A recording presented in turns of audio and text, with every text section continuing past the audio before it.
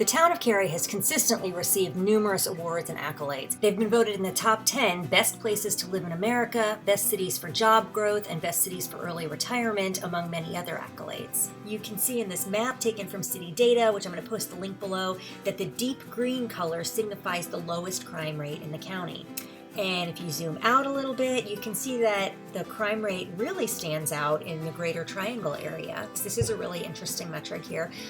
The average crime rate in the United States is 280.5.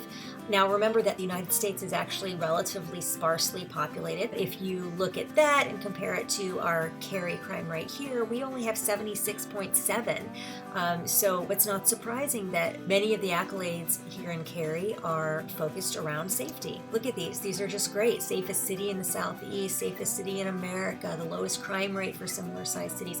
Now I want to make sure y'all realize that what I'm not saying here is that there isn't any crime in Cary.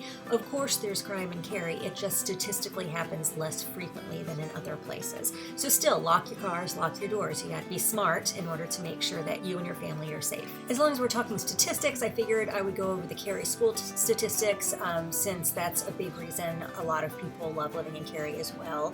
This map is taken from Realtor.com. The area in the red circle are Cary schools. Remember that these ratings are based solely on test scores. I've raised 4 children in the triangle, and I feel that there's a lot more to school than just the test scores. I'm going to cover that in a more detailed video about our school system, but for right now you can see how all the highest rating schools are gathered together in Cary. You can also see that there are great schools throughout Wake County. For comparison to schools across the United States, the New York Times has this really fantastic tool.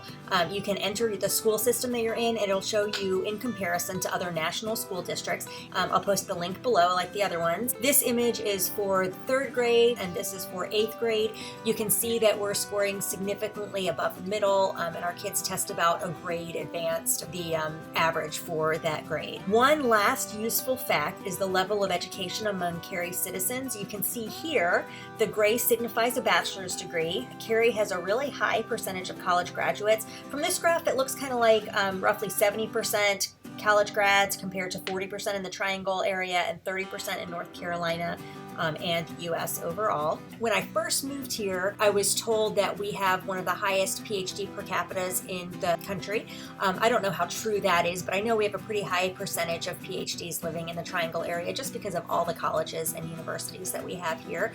In Cary, we have 4.7% of citizens have a PhD. In Raleigh, it's 2%, and in North Carolina, it's 1.29. Thanks for watching today, friends. I hope you found this information useful. Don't forget to subscribe. I post new videos every week, and it's always really useful information. I'll have links to all that data in the comments below, so have a great day.